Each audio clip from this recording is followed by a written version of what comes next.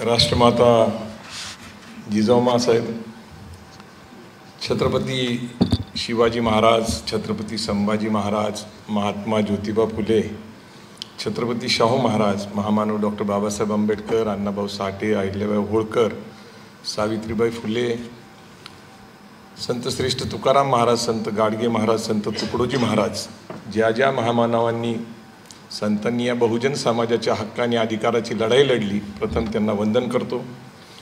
विचारपीठावरील सकाळ परिवाराचे प्रमुख पद्मश्री प्रतापराव पवार सर,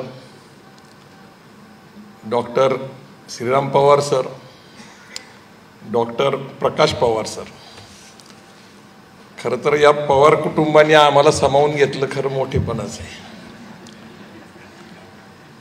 मला त्यांनी तसंच सांगितलं की सगळेच पवार असल्यामुळे एक तरी गायकवाड येऊ द्यात। सकाळ परिवाराने प्रकाशन संस्था काढल्यानंतर खरं तर माझा संबंध पहिल्यांदा आला सर ते शारदाबाई पवारांचं पुस्तक आल्यानंतर, आणि ती इतकं अप्रतिम पुस्तक वाचण्याचं सकाळमुळं भाग्य लाभलं। त्यानंतर मोरे सरांची अनेक पुस्तकं प्रकाशित केली, ते लोकमान्य ते महात्मा, त्यानंतर आपल्यावर एक पुस्तक आहे विचारवेध, त्यानंतर अलीकडंच अस्वस्थ पर्व श्रीराम पवार सरांचं किंवा मोदी पर्व ते एक चांगले, आणि अलीकडच्या काळामध्ये विक्रमी विक्रीचं झालेलं पुस्तक म्हणजे प्रफुल्ल वानखेडेंचं गोष्ट पैशा पाण्याची म्हणजे पोटा पाण्याची।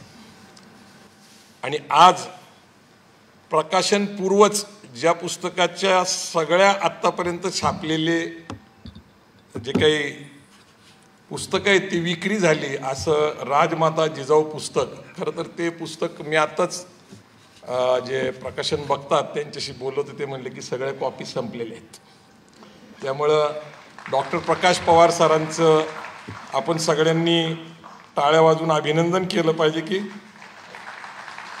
आणि हे एकतर सकाळ परिवाराचं यश आहे आणि हे लेखकाचं पण यश आहे की प्रकाशन व्हायच्या आधीच सगळे पुस्तकं बुक होणं आणि त्याची विक्री होणं ही खूप मोठी गोष्ट आहे।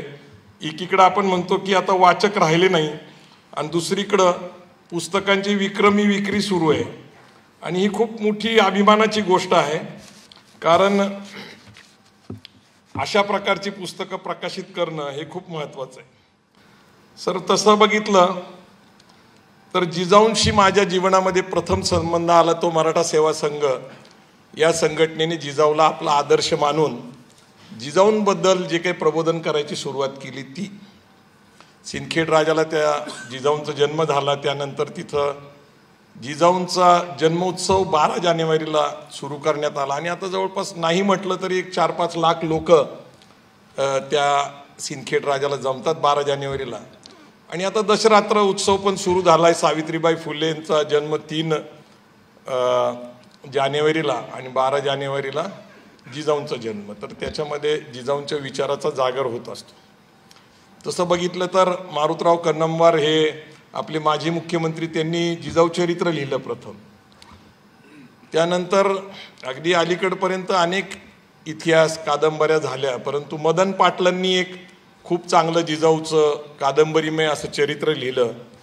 परंतु आता खरं तर लेखक स्वतः बोललेले आहेत, त्याची प्रस्तावना ज्यांनी लिहिलेली आहे ते डॉक्टर श्रीराम पवार आणि डॉक्टर प्रकाश पवार दोघंही बोलल्यानंतर खरं तर पुस्तकाबद्दल काय बोलावं। परंतु पहिल्याच चॅप्टरमध्ये एक वेगळ्या प्रकारचं संशोधन आहे, एक वेगळ्या प्रकारचं लिखाण आहे, ज्याला इतिहासही म्हणता येत नाही, कादंबरीमय पण म्हणता येत नाही, आणि हा वेगळा प्रयोग प्रथमच भारतात झाला असं मी स्वतः मानतो, कारण अशा प्रकारचा प्रयोग धाडसाने तसं कोणी केलेलं नाही। आणि यामुळं एक वेगळा विचार जो आहे जिजाऊंचा त्या काळामध्ये तो आपल्याला समोर येतो। या पुस्तकाचं मला सगळ्यात महत्त्वाचं वैशिष्ट्य असं दिसतं की याच्यामध्ये शहाजी राजांचं जे चरित्र आहे जयराम पिंडेंनी लिहिलेलं, पण दोन चरित्र आहेत त्यावेळेसची, एक परनाल पर्वत ग्रहणाख्यान आणि एक राधा माधव विलास चंपू, असे दोन ग्रंथ आहेत शहाजी महाराजांच्या जीवनावर लिहिलेले. म्हणजे शिवाजी महाराजांचे वडील शहाजी राजे यांच्याबद्दल जे उपलब्ध डॉक्युमेंट जे जास्त प्रसिद्ध आहे ते हे आहे. त्यानंतर परमानंदाने लिहिलेलं शिवभारत हे सुद्धा शिवाजी महाराजांच्या दरबारात लिहिलेलं आहे. आणि शिवाजी महाराजांचे पुत्र संभाजी महाराज यांनी स्वतः बुधभूषण हे पुस्तक लिहिले. या ठिकाणी मोळक कुटुंब बसलेले ज्ञानेश्वर मोळक आणि शैलेजा मोळक यांनी खऱ्या अर्थाने बुधभूषण हे राम ताकवले सर यांचे बंधू ताकवले सरांकडून लिहून घेतलं ते, आणि संस्कृतचं अत्यंत अप्रतिम असं संशोधनपर असं पुस्तक बुधभूषण लिहिलं. आता खरं तर हे 3 फर्स्ट हँड डॉक्युमेंटेशन आहे, आणि दुर्दैवाने त्याच्यामध्ये आपल्याला जे इतके वर्ष काही गुरु, काही शिक्षक, काही पालक दाखवले गेले त्यांचं सर नावच नाही. आणि म्हणून या पुस्तकाचं महत्त्व अनन्यसाधारण आहे. त्याचं कारण असं आहे की या पुस्तकामध्ये ज्यांची नावच सापडत नाहीत ते मात्र गुरुपदावर कसे बसले, शिक्षक पालक पदावर कसे बसले, हे तसं एक मोठं संशोधनच आहे. किमान या पुस्तकानंतर तरी कुणी धाडस करू नये असं मला वाटतं. या पुस्तकाचं वैशिष्ट्यच असं आहे की निंबाळकर कुटुंब असेल, जाधवराव कुटुंब असेल, भोसले कुटुंब असेल, या तिन्ही कुटुंबाचा ऐतिहासिक दस्तावेज म्हणजे आपल्याला जे माहिती आहे ते शहाजी महाराज असतील, लखोजी जाधवराव असतील, पण त्या पूर्व काळामध्ये सुद्धा जाधवराव कुटुंबाचा एक स्वतःचा इतिहास आहे, निंबाळकर कुटुंबाचा एक स्वतःचा इतिहास आहे, भोसले कुटुंबाचा एक, आणि तिन्ही महान कुटुंब आहेत त्या काळामध्ये. आणि त्या कुटुंबामधनं जिजाऊ येतात, शहाजी महाराज येतात, स्वतःची कर्तबगारी सिद्ध करतात. स्वतः शहाजी महाराजांनी प्रयत्न केलेला आहे स्वराज्य निर्माण करायचं, स्वतःचं राज्य निर्माण करायचं. मुर्तोजाला 3 वर्षाच्या निजामाला मांडीव घेऊन शहाजी महाराजांनी प्रथम प्रयत्न केला. शहाजी महाराजांची ताकद त्या काळामध्ये एवढी मोठी होती की त्या काळाच्या सगळ्या पातशाही त्यांना घाबरत होत्या. परंतु त्या काळामध्ये काही कारणाने त्यांना जमलं नसेल, परंतु आपला पुत्र शिवाजी महाराज यांना शहाजी महाराजांनी बेंगलोरला नेलं आणि 1638 ते 1642 या 4 वर्षामध्ये बेंगलोरला त्यांना संपूर्ण शिक्षण दिलं. 32 कला शिकवल्या. अगदी साप चावला, विंचू चावला इथपासून त्याचं विष उतरवण्यापासून शस्त्र चालवणे, अनेक प्रकार ज्याला आपण त्या कलेमध्ये ते पारंगत झाले. वयाच्या 12व्या वर्षी शहाजी महाराज स्वतः येत नाही पुण्याला, त्यांची स्वतःची जहागिरी आहे पुणे, पण ते जिजाऊ बरोबर पाठवतात. जिजाऊवर ते विश्वास टाकतात. जिजाऊ पुण्यात येतात. पुण्याची भूमी कशी आहे त्यावेळेस? शापित भूमी आहे. मुरार जगदेवनी गाढवाचा नांगर फिरवलेला आहे, एक पहार लावलेली आहे, तिथे एक कवटी आहे, फाटक्या चपल्या आहेत, आणि एक संदेश आहे की इथं येऊन जर कोणी शेती केली, वास्तव्य केलं तर काय होईल? त्या कुटुंब निर्वंश होईल. म्हणजे एक प्रकारची दहशत आहे. अशा वेळेस जिजाऊ इथे येतात, ती पहार उकडून फेकतात. गाढवाचा नांगर फिरवला होता, तिथं सोन्याचा नांगर फिरवतात. त्या पुण्यभूमीला जिजाऊंनी परत आकार दिला. त्या पुण्यभूमीमध्ये आम्ही जन्मलो, आम्ही आज आहोत, याचा आपल्याला सगळ्यांना अभिमान वाटला पाहिजे. कारण ही जिजाऊची, शिवाजी महाराजांची सोन्याने नांगरलेली भूमी आहे. पहिल्यांदा प्रहार जिजाऊ कशावर करतात? अंधश्रद्धेवर. ज्या शत्रूंनी हे केलंय त्याला इशारा देतात, हे चालणार नाही, आणि शिवाजी महाराजांना तिथंच प्रेरणा आणि बळ देतात की आपल्याला लढायला पाहिजे. शिवाजी महाराजांच्या नावाने अनेक अंधश्रद्धा पसरवण्याचा प्रयत्न केलाय, परंतु शिवाजी महाराजांच्या मातेने पहिल्यांदा इथं सोन्याचा नांगर फिरवला. मी जास्त बोलणार नाही कारण पुस्तक तुम्हाला वाचायचे. मी हायलाइट्स फक्त सांगायचा प्रयत्न करतोय माझ्या परीने. ज्यावेळेस छत्रपती शिवाजी महाराजांनी तह केला मिर्झा राजे जयसिंगशी, ते आग्र्याला गेले, काही किल्ले, काही द्रव्य सगळं देऊन ते स्वाधीन करून महाराष्ट्रामध्ये आपल्याला परत आलं तर आपल्याला परत स्वराज्य निर्माण करायचंय. त्यावेळेस ती सगळ्यात स्वराज्याची चावी कुणाच्या हातात देतात? जिजामातेच्या हातात देतात. शिवाजी महाराजांना ते आशीर्वाद देतात आणि तू येसपर्यंत हे राज्य मी तसंच टिकवून ठेवील हे जिजाऊ सांगतात. हे लक्षात ठेवा. म्हणजे शिवाजी महाराज नसले तरी पण मी स्वराज्य टिकवणार हे धाडस जिजाऊंमध्ये होतं. आणि तिसरा प्रसंग जो आहे म्हणजे त्यावेळेस शत्रूशी लढण्याची तयारी, म्हणजे शहाजी महाराजांना अटक केलं आदिलशहानी, तर स्वतः घोड्यावर बसून आपल्या नवऱ्याला सोडायला जाण्याची तयारी असलेली जिजाऊ होती. जिजाऊ स्वतः शस्त्र चालवत होत्या, घोडा चालवत होते. हे नीट माहिती असलं पाहिजे. ज्यांना वाटतं की गुरु आणि शिक्षक कुणीतरी दुसरे होते त्यांच्यासाठी हे.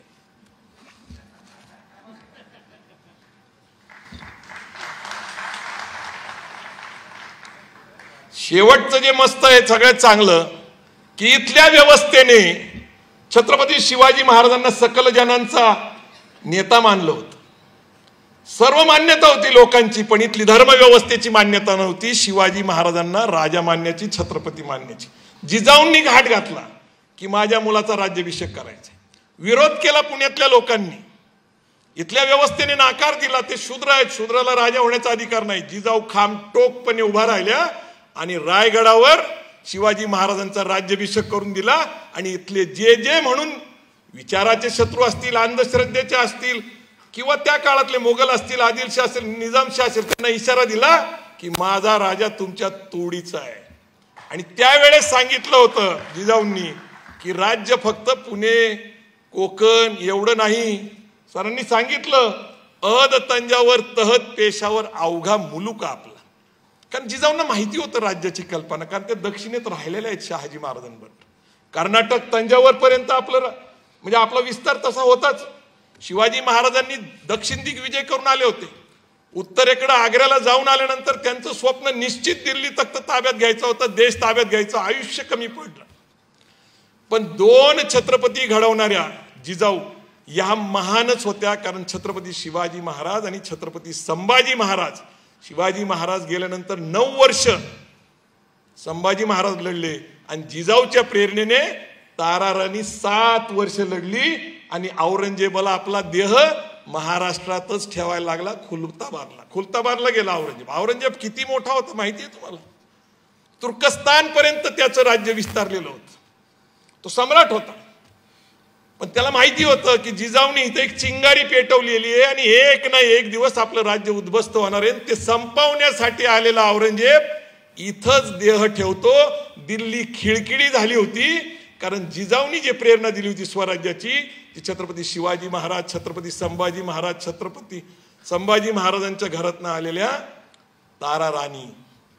तर ही विचाराची प्रेरणा आहे. आणि ते सकल जनांची जी काही कल्पना मांडतायत जिजाऊंबद्दल, तर जिजाऊंबद्दल एक वेगळ्या प्रकारे अभ्यास, एक वेगळा दृष्टिकोन. आणि ही जी आपल्याला राज्यघटना मिळालेली, महात्मा फुलेंची समता मी म्हणतो, महात्मा फुलेंचं महत्त्व त्याच्यामध्ये येतं, शाहू महाराजांचं बंधुत्व, बाबासाहेब आंबेडकरांचा न्याय आणि आपल्याला मिळालं स्वातंत्र्य, हे छत्रपती शिवाजी महाराजांचं स्वातंत्र्य आणि स्वराज्य, हा संपूर्ण विचार जो दिसतो तो राजमाता जिजाऊंच्या सकल जनवादी क्रांतिकारी विचारामध्ये.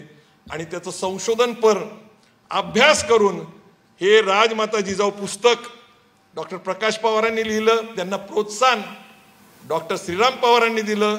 आणि पुस्तक छापण्यासाठी पद्मश्री प्रतापराव पवार सरांनी त्याला संपूर्ण पाठिंबा दिला. या संपूर्ण पवार कुटुंबियाचे आपण आभारी असले पाहिजे. कारण प्रतापराव पवार सर असतील, शरदराव पवार साहेब असतील, या पुस्तकाचं प्रकाशन सर शरद पवार साहेबांच्या हस्ते व्हावं किंवा आपल्या हस्ते व्हावं याचा धागा आमचा असा आहे. कारण एक शारदाबाई पवार आहेत ज्यांनी तुम्हाला सगळ्यांना घडवलं, एक जिजाऊ आहे ज्यांनी छत्रपती घडवले. हा संदर्भ घेऊन आम्ही या पुस्तकाचं प्रकाशन शरदराव पवार साहेबांनी आपल्या हस्ते करायचा निर्णय घेतला होता. परंतु महाराष्ट्रात सध्या अस्वस्थतेची परिस्थिती आहे आणि त्या अस्वस्थतेच्या परिस्थितीच्या पार्श्वभूमीवरच मला मुंबईला आदरणीय पवार साहेबांना भेटायला जायला लागलं. सकाळी येण्यास उशीर झाला. खरं तर सुरुवातीलाच मला दिलगिरी आपली मागायला पाहिजे होती, मी तुमची क्षमा याचना केली पाहिजे होती, येण्यास वेळ झाला. परंतु एका ऐतिहासिक अशा राजमाता जिजाऊ सकल जनवादी क्रांतीच्या शिल्पकार जिजाऊ यांच्या पुस्तकाच्या प्रकाशन सोहळ्यामध्ये सकाळ परिवाराने माझ्यासारख्या एक सामान्य कार्यकर्त्याला सामावून घेतलं. इथं इतके ज्येष्ठ श्रेष्ठ लोक आहेत. इथं सदानंद मोरे सर आहेत, ते आमचे मार्गदर्शक आहेत. इथं गायकवाड साहेब बसलेत, माजी आमदार. इथं अण्णा माळवतकर आहेत, सगळे लोक आहेत. आता कोलते साहेब आहेत, सगळे मोठमोठे लोक आहेत. मुळं कुटुंब आहे. आपण सगळेजणांनी मला काही काळ सहन केलं. जय जिजाऊ, जय शिवराय.